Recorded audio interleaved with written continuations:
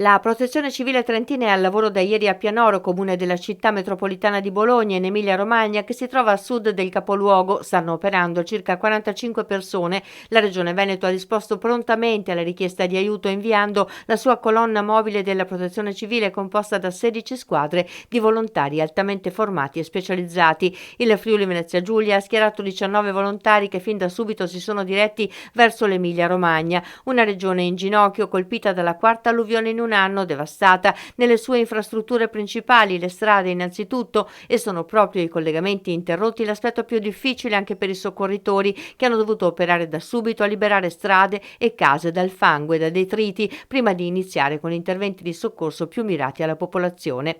Un esempio tangibile di cooperazione interregionale e di impegno civile, ha detto dal Veneto Giampaolo Bottaccina, assessore all'ambiente, mentre il presidente Luca Zaia, nell'esprimere vicinanza alla popolazione, si è rivolto in modo particolare ai familiari e agli amici del giovane travolto dalla piena del torrente nella zona di Pianoro. Sono notizie che non vorremmo mai apprendere, per questo, ha ribadito, rinnovo l'invito ad attenersi alle indicazioni fornite dalla Protezione Civile e dai sindaci.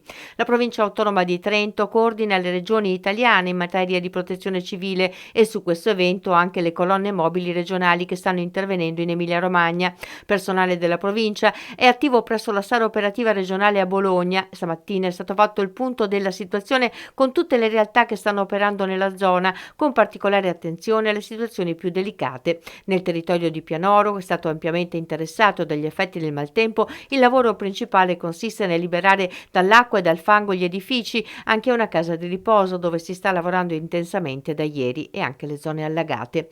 L'impegno di Pianoro durerà alcuni giorni e poi saranno valutate eventuali altre esigenze. Ore difficili per tutta l'Emilia-Romagna, che oggi ha più che mai bisogno del sostegno di tutto il paese. Cittadini disperati sottoposti ad uno stillicidio di eventi traumatici che oggi faticano a rialzarsi.